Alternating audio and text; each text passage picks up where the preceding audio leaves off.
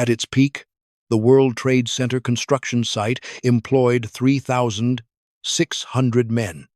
They worked rotating shifts around the clock, 6 days a week, in the heat of New York summers, and the ice of New York winters, in the particular haze of construction dust and diesel exhaust that settles into everything, into your clothes, your skin, the small hairs inside your nose, and stays there.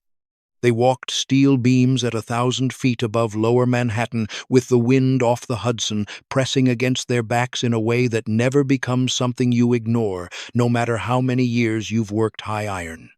They went home to Queens and Staten Island and the Bronx and New Jersey every night. Most of them. And they didn't talk about it at dinner because men who work iron don't talk about it. There is no vocabulary for it that means anything to someone who hasn't stood on an 8-inch flange 800 feet above the street. Words don't translate. 60 of them didn't make it home. One fell 55 stories. This is the story of the machines that built the World Trade Center. What those machines demanded from the men who ran them. What they left in the air, long after they were gone.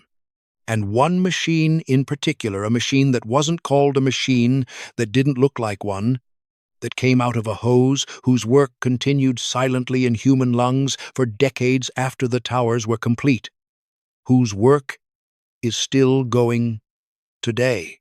The single most important element of this entire construction story was not the cranes that climbed the buildings.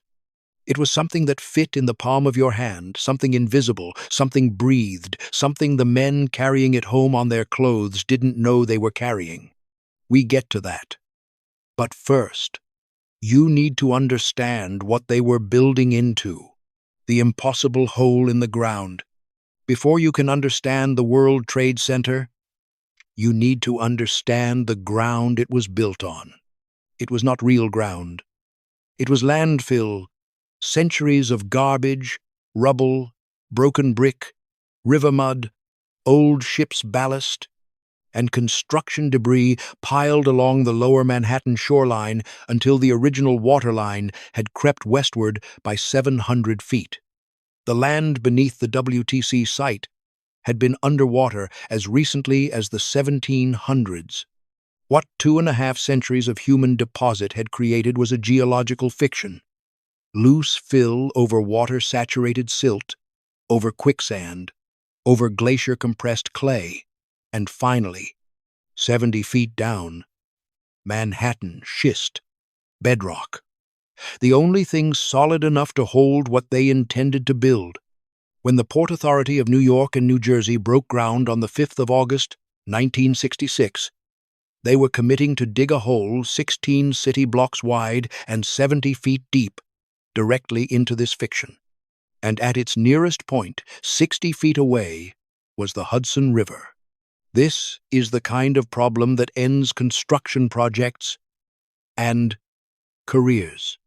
An expert brought in to assess the site described what was waiting underground with the weary precision of someone who has dealt with all of this before and does not enjoy it. 10 to 15 feet of loose fill near the surface, old bricks, old anything. Below that, 20 to 25 feet of Hudson River silt, black, oozy mud that often covered old buried wharves and sunken ships dating to the 1700s. Then a dozen feet of red sand called bull's liver, really quicksand. He noted, the bugbear of all excavating. The more you dig in it, the more everything oozes back. Below that, hard pan, clay packed solid by the weight of glaciers thousands of years ago. And finally, below the hard pan, Manhattan schist. The problem was the water. The moment excavation broke through the silt layer, the Hudson would begin to press in through the saturated ground. This was not a question of whether, it was a question of how fast. If they pumped the rising groundwater out the conventional method, they would drop the water table under all of lower Manhattan. Every building foundation within 6 blocks would shift. Every subway tunnel could crack and flood. The construction project designed to revitalize lower Manhattan could destroy it instead. One wrong decision, and you don't build a trade center. You create a catastrophe in the middle of the financial district. There was one solution, just one, and it had never been attempted at this scale in the United States. The slurry wall method was patented in Italy in the late 1940s and used to build Milan's subway tunnels in the 1950s. Port Authority engineers found it in research and decided, on the basis of Italian subway experience, to stake the most expensive building project in American history on it. No American contractor had done it at this scale. The Port Authority imported an Italian firm, Impresa Costruzioni Opere Specializzate. The method: dig a trench, 3 feet wide and 70 feet deep. Fill it immediately with bentonite slurry, a dense clay mixed with water, whose hydrostatic pressure counterbalances the earth pressure, pushing in from outside, keeping the trench walls from collapsing. Lower a steel reinforcement cage into the slurry. Pump concrete in from the bottom of the trench upward, displacing the bentonite out of the top as the concrete fills. When the concrete cures, cap the section. Move 12 feet. Do it again, 158 times, around a perimeter of 3,294 feet. That wall workers called it the bathtub would be 3 feet thick and 70 feet deep, surrounding the entire 16-acre excavation. The Hudson on the outside, the excavation on the inside. If any section failed, if the bentonite leaked before the concrete cured, if a boulder in the trench path shattered the wall, if the concrete didn't fully displace the clay, the river would find the gap and everything inside would flood. The Italian equipment struggled within the first weeks. Manhattan geology had no Italian analog. The Bull's Liver quicksand did things in New York dirt that it didn't do in Milan. Boulders appeared without warning in the trench lines and could not be cut through with the Italian equipment. Underground voids, gaps in the fill where the ground simply wasn't there, swallowed bentonite faster than it could be pumped in. By March of 1967, 4 months after work began, only 3 of the 158 wall sections had been poured. 3. Could they recover in time? Would the whole project collapse before the bathtub was even finished? The Port Authority changed construction managers. They brought in an oil well drilling rig from Texas, built for exactly this kind of uncooperative geology. They went to a 24-hour, 6-day schedule. Workers pulled 19th-century cannonballs out of the ground and ship's anchors and an 1,884 time capsule and the tools left behind by the men who had built the path rail tunnels 60 years earlier. They found old docks, whole sunken ships, opera playbills from the 1870s, election leaflets no one had read in a century. They were excavating through the entire layered history of New York's waterfront. And the city was not giving any of it up easily. The tiebacks, thick steel cables drilled through the wall at intervals and anchored in the bedrock outside, holding the wall in place, as the earth was excavated from inside, proved far more difficult and expensive than projected. Every 10 feet of additional depth required a new row. Boulders in the drilling path. Equipment failures at depth. Each cable had to be tensioned, tested, and locked before the excavation could go deeper. One cable failure under the wrong load at the wrong moment could collapse a wall section and bring the Hudson in behind it. The bathtub was finally completed in March of 1968. The interior excavation began. 1.2 million cubic yards of material came out. It had nowhere to go but into the Hudson workers built cofferdams along the waterfront and filled them until 23 new acres of Manhattan existed where the river had been. That reclaimed land is today Battery Park City. One more complication deserves its own sentence. The path rail tunnels the commuter line connecting New Jersey to Lower Manhattan ran directly through the site and had to stay operational throughout. The tubes were left in place and exposed to open air as earth was removed around them. Temperature swings caused the cast iron joints to gap. At least once, a passenger saw daylight through one of those gaps and triggered an emergency stop. The trains kept running. The excavation happened around them. They'd beaten the river underground. Now came the machines everyone would remember. 8 machines from the other side of the world. In August of 1968, steel erection began on the North Tower. In January of 1969, the South Tower. Structural engineer Leslie Robertson had designed the towers as hollow tubes. Every square foot of exterior wall was a dense grid of load-bearing perimeter columns, spaced 10 inches apart from foundation to roof, bearing the wind load and much of the gravity load through the skin of the building itself. 2,000 perimeter columns per tower. More than 200,000 tons of structural steel, prefabricated into panels in New Jersey and barged across the Hudson. Each panel was 3 stories tall, 10 feet wide, and weighed up to 23 tons. The problem was height. The world's tallest conventional cranes in 1968 could not reach the planned roof height of 1,368 feet. Guy Derrick's, the cable-guided mast cranes that had built every major New York skyscraper since the Chrysler Building were height-limited, required constant repositioning as the building climbed, and were simply too slow. At 1 floor per week under the old system, steel erection on 2110 story towers would take years the schedule didn't allow. Carl Koch Erecting Company, which held the $20 million steel erection contract, found the answer in Australia. The Kangaroo crane was a self-climbing rig. Hydraulic jacks in its base allowed it to lift itself 3 floors at a time as the steel frame grew around it. The building carried the crane upward. 1 crane in each interior corner of each tower, 4 per building, 8 total. They came from Australia as the most sophisticated construction cranes ever brought to an American job site. They could lift 50 tons each. But could they do it reliably? At height? In New York weather? On a building no crane had ever climbed?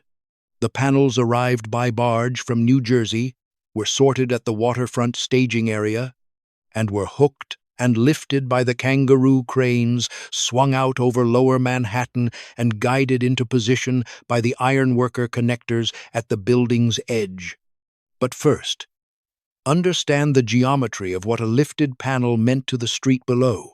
The WTC site occupied 16 city blocks. The surrounding streets, Church Street, Cortlandt Street, Liberty Street, West Street, remained active during construction. Trucks moved. Pedestrians passed. The subways ran underneath. The construction site had perimeter flagmen managing the ground-level zones directly beneath crane lift paths, but those zones shifted as the work moved up the building's face.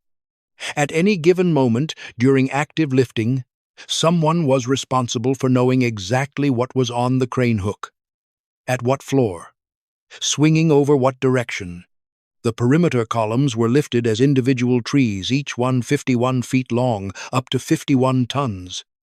The exterior wall panels came as 3-story assembled sections.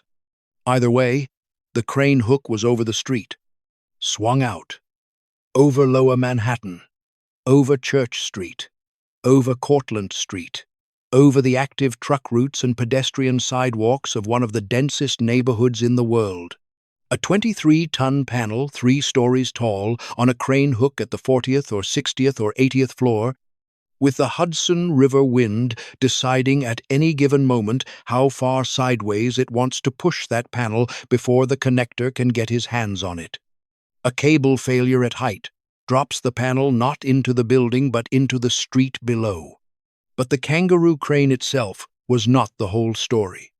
Following behind it, floor by floor, something else was being installed. something nobody thought twice about. We get there soon enough. The Kangaroo cranes had a hidden problem that appeared within weeks. New York weather. The hydraulic oil was formulated for Australian temperatures. The first New York cold snap hit in late 1968, and the oil thickened, slowing the hydraulic mechanisms. The built-in radiators were too small for New York winter temperatures. Workers replaced them. Then the hydraulic pumps began seizing. They were prototype pumps, rushed from manufacturing without field testing to meet the contract's lifting speed requirements. Crews developed rotation maintenance. 2 pumps running, 2 pumps in various states of repair, swapping when a running pump seized. The 3 floors in 2 weeks' pace demanded by the schedule became an aspiration.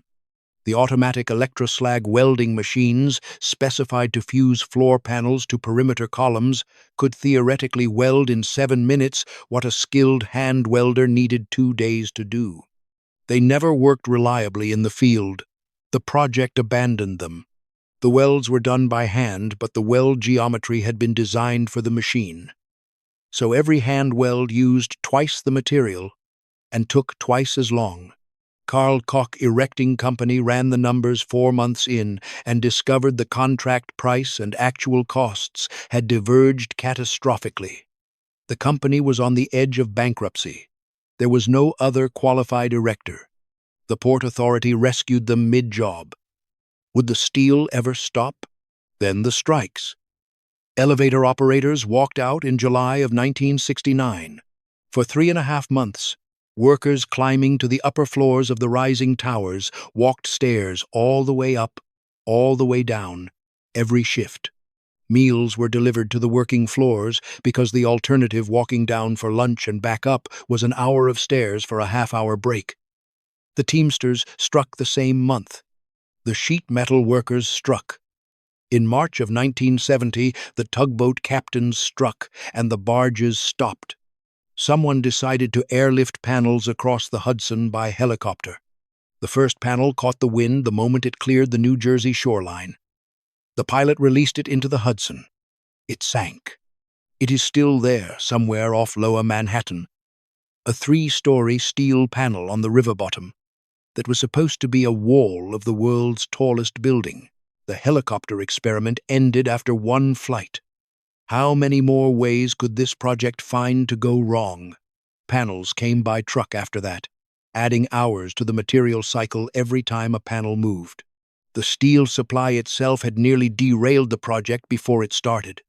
When the Port Authority went to bid the structural steel, the 2 largest suppliers in the country, U.S. Steel and Bethlehem Steel, initially bid around $80 million each. When the bids were formally submitted, both came in at approximately $120 million. The Port Authority's engineers recognized what had happened. Coordinated bidding, a violation of federal antitrust law. Rather than accept the bid or enter a legal fight, the Port Authority split the order across more than a dozen smaller suppliers, some as far away as Seattle and Los Angeles. Many of those smaller suppliers turned around and purchased their steel from U.S. Steel and Bethlehem anyway, but the coordination investigation that followed resulted in formal antitrust action. The panels still arrived. The barge schedule still ran. And still the cranes climbed. 3 floors at a time, hydraulics jacking them upward through the New York sky. The 23rd of December, 1970. North Tower steel topped out at 1,368 feet. The 19th of July, 1971. South Tower at 1,362 feet. The 2 tallest buildings in the world. The Kangaroo cranes were still inside them and couldn't leave the way they'd arrived. And while all of this was happening, the strikes, the bankruptcies, the helicopter in the Hudson, something else had already started on the floors below. Something that fit in a hose. Something the ironworkers walked through every day without knowing what it was. 1 crane per tower dismantled and lowered the others down the building's exterior face, piece by piece. Then the last crane was disassembled from the inside and carried down by elevator in sections. The machines that built the world's tallest buildings came out the only way available. in pieces, one elevator ride at a time.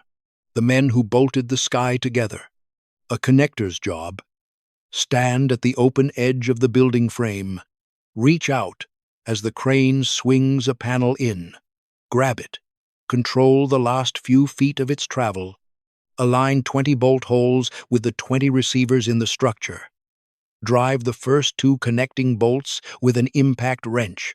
2 bolts is stability. Then the next panel is already on its way up, and you move 16 feet sideways and do it again. No guardrail at the edge. No net below the working floor. Nothing between you and the street but your grip and your read of how the wind is going to move the panel in the next 2 seconds. And the question nobody asked out loud, how long before someone missed? At the WTC, connectors worked in pairs, one on each side of the incoming panel, communicating by hand signal because voice communication was useless above the 20th floor. The panels came continuously. The crane cycled, hook, lift, swing, set, hook again. In the good stretches, the rhythm was almost mechanical. When a gust pushed a 23-ton panel sideways 6 inches from where you expected it, both connectors had to arrest the swing with their combined body weight before the panel carried them with it off the edge. Below the connectors, the bolter-up crews followed floor by floor. Below them, the structural plumbers, ironworkers with come-alongs and turnbuckles bringing the frame into plumb before the concrete locked it in place. Below them, the welding crews. Below them, the concrete gangs. The building climbed in a moving column of specialties, each trade following the one above it by several floors, the whole wave rising continuously. The Kangaroo cranes required constant maintenance at height. When a hydraulic pump seized or a line failed, the repair happened inside the building's frame, in the narrow space around the crane mechanism, by men who had learned the specific failure modes of prototype equipment through repeated exposure to those failures. Replacement parts came up on the material hoists. A crane that was down was a crane that wasn't lifting, and a crane that wasn't lifting was a schedule that was bleeding. The workers who built the WTC came from across the region and beyond. Irish and Italian-American ironworkers from the New York unions, laborers from the construction trades who followed work wherever it went, Mohawk ironworkers whose families had been building major steel structures since the 1880s. They knew each other's work. They knew each other's habits. They knew each other's names. When a man died, the news moved through the trades within hours. Summer. The steel baked in the sun and was hot enough to blister bare skin through work gloves. The iron workers wore heavier gloves, which reduced their sensitivity on the bolt work. Winter. Frost and ice on every horizontal surface, every beam, every connection point, every place you put your foot. There was no de-icing protocol. You waited for the sun, or you made your judgment about which surfaces were safe, and went. Most of the time the judgment was right. 60 of them were wrong. The man who fell 55 stories is the number that made the record. His name is not in any source we found. His age is not recorded. What he left behind when he did not come home, that shift is not in the materials available. He is one point in a count that is itself disputed. Some sources give 20, some give 60, depending on whether you count only on-site deaths or include hospital deaths from injuries sustained on the job. 60 is the most cited figure, and appears in safety research as the most supported estimate. By either count, and by any proportional measure, the WTC was the most lethal modern construction project in New York's history, more than 12 times deadlier by rate than the Empire State Building. Beneath the ironworkers, in the completed floors, and in the 6-level underground bathtub, other crews worked in other conditions. Concrete workers ran continuous pours. You cannot stop a large concrete pour partway through without creating a structural weak point in the cured material. So, when a major pour started at midnight, the crew ran it until it finished. Whether that was 6 hours later or 18 hours later. Men working concrete in the lower levels worked in damp, dim spaces surrounded by the constant noise of the construction above them. The path trains were still running under the site until 1971, audible through the floor, vibrating the forms.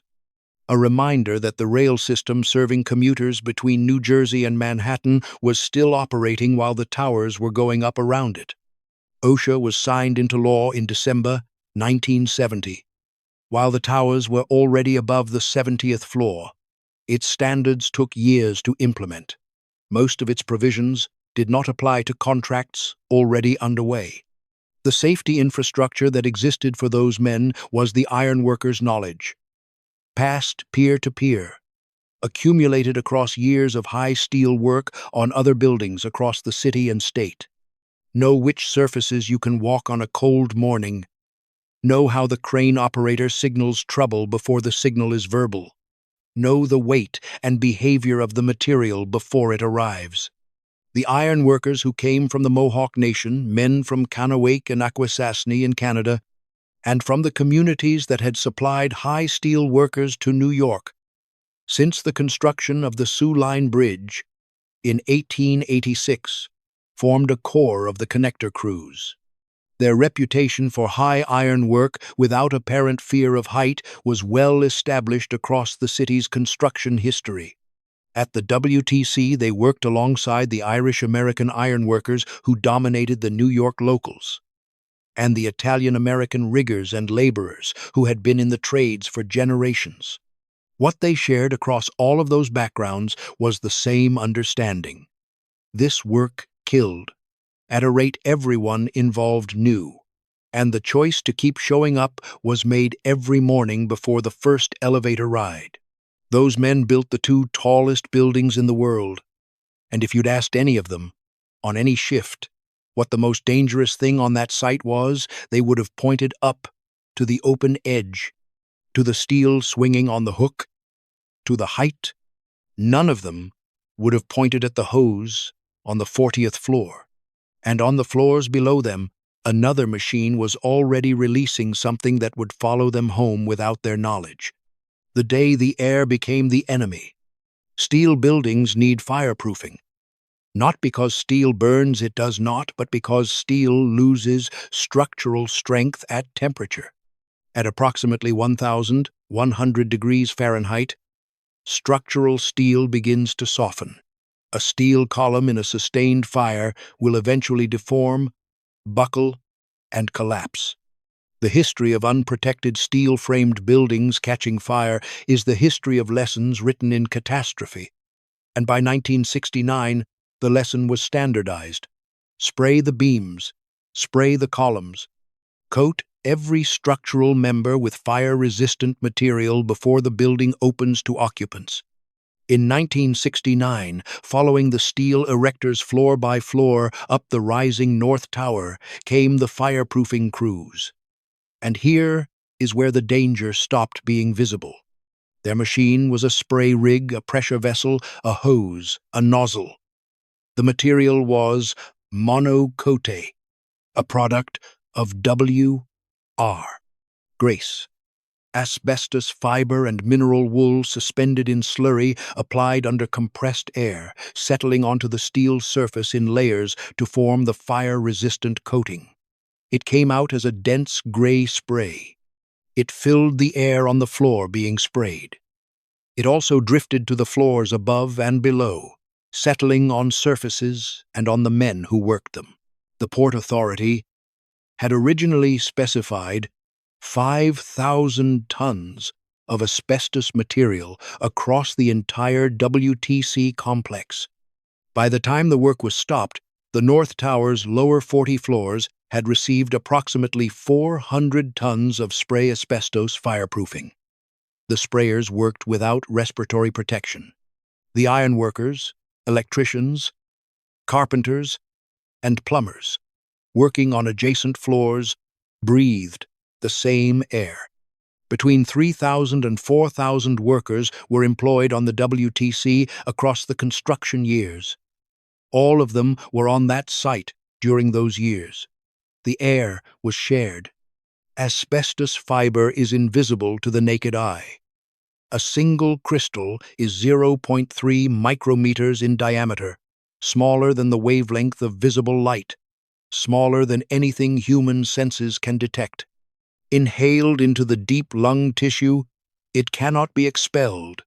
The immune response that the body mounts against the fiber, chronic, continuous, futile, creates the tissue damage that eventually becomes cancer. The time between inhalation and diagnosis, 20 to 50 years. A man who breathed asbestos spray on the 40th floor of the North Tower in 1969 might not develop mesothelioma until 1989 or 2000 or 2015. The exposure and the disease are separated by enough time that establishing cause and effect in individual cases is extraordinarily difficult. That latency period is what made asbestos exposure catastrophic at scale and what allowed it to continue long past the point where the harm was discoverable. The fireproofing crews doing the spraying men with the hose in hand directly in the spray path had the highest exposure. But they were not the only workers breathing the air. The structural work on the lower floors continued after the fireproofing was applied. Electricians pulling wire through conduit, plumbers running pipe, carpenters building out the elevator shaft enclosures, all of them working in a space where the spray had settled on every surface and could be disturbed and resuspended in the air by any activity. The fireproofing on the steel was applied wet and settled as it cured. But any work that abraded or scraped the surface, and construction work constantly involves scraping surfaces, would release fiber back into the air. Dr. Irving Selikoff at Mount Sinai Hospital had spent the 1960s documenting exactly this. His research on asbestos workers showed dramatically elevated rates of lung cancer, asbestosis, a progressive scarring of lung tissue, and mesothelioma, a cancer of the chest lining caused almost exclusively by asbestos fiber inhalation and almost always fatal. The data was not ambiguous. The links were not contested by anyone who examined the evidence carefully. Selikoff's findings reached WTC construction manager Reno Monti in 1970. How much had already been sprayed? How many men had already breathed it? Monti stopped the asbestos fireproofing immediately. Existing spray on the lower floors was stripped and replaced with an alternative compound barely tested against actual fire resistance at that point, certified by underwriters' laboratories, and deemed adequate. In 1971, New York City formally banned spray-on asbestos fireproofing across all construction. The ban could not reach the 40 floors already coated. Approximately 400 tons of asbestos remained embedded in the North Tower's structural steel. The two towers, combined with the other WTC buildings, contained an estimated 2,000 tons of asbestos-containing materials in various forms. An abatement program in the 1980s removed some fraction, not all. When the towers fell on the 11th of September 2001, the pulverized contents of the lower 40 floors of the North Tower were released into the air of lower Manhattan. EPA sampling, in the days that followed, found asbestos concentrations above regulatory thresholds in more than a third of samples collected. The radius of exposure extended to the Empire State Building nearly 3 miles away. There is no complete count of how many original WTC construction workers have developed asbestos-related disease in the decades since. The record is silent. Construction worker health surveillance in the late 1960s was minimal. There was no mechanism to track workers after they left the site. The documentation trail ends at the time card. We are not going to fill that silence with a number. But the Hawk's Nest Tunnel in West Virginia, bored through silica-rich rock in 1930 and 1931 by workers without respiratory protection, gave us the pattern. Workers began dying of silicosis within months of the tunnel's completion. The company completed the project, faced civil but not criminal accountability, and the workers died in the years that followed, dispersed and undocumented. Most were never officially tallied. The mechanics of the catastrophe, airborne mineral fiber, unprotected workers, long latency, absent documentation are the same mechanics that operated on the lower 40 floors of the North Tower in 1969 and 1970. At least 8 asbestos trust funds designate the World Trade Center as a recognized exposure site for mesothelioma claims. The World Trade Center Health Program continues to enroll and treat workers from the original 1966 to 1973 build. Mesothelioma diagnoses linked to WTC construction exposure are still being made. The 50-year latency for the 1,969 and 1,970 exposures has not yet fully run. The company whose product did this, W.R. Grace, manufacturer of monocoat, spent decades in asbestos litigation. Grace filed for Chapter 11 bankruptcy protection in 2001, citing asbestos liabilities. The bankruptcy trust established to compensate victims was valued at over $4 billion. The World Trade Center is listed in Grace's documentation as one of the major sites where their asbestos products were used. The machine is still running, what the cranes left behind. On the 4th of April 1973, the World Trade Center was formally dedicated. The Port Authority's final cost, approximately $900 million. The towers used more structural steel than the Verrazano Narrows Bridge. More than 425,000 cubic yards of concrete, enough to pave a sidewalk from New York City to Washington, D.C. 43,000 windows, 99 elevators in each tower, capable of moving 10,000 pounds at speeds of 1,600 feet per minute. Each tower's footprint was an acre. On windy days, the towers swayed up to 12 inches at the roof by design, by calculation, by the structural engineer's deliberate choice to let the buildings move rather than resist the wind rigidly. Workers on the upper floors felt it. Visitors on the observation deck felt it. It was the buildings doing what they were built to do. For nearly 30 years, the towers were the gravitational center of global commerce in the Western Hemisphere. 500,000 people moved through the complex on a typical weekday. Workers, traders, visitors, tourists, restaurant customers, commuters transferring through the path station beneath.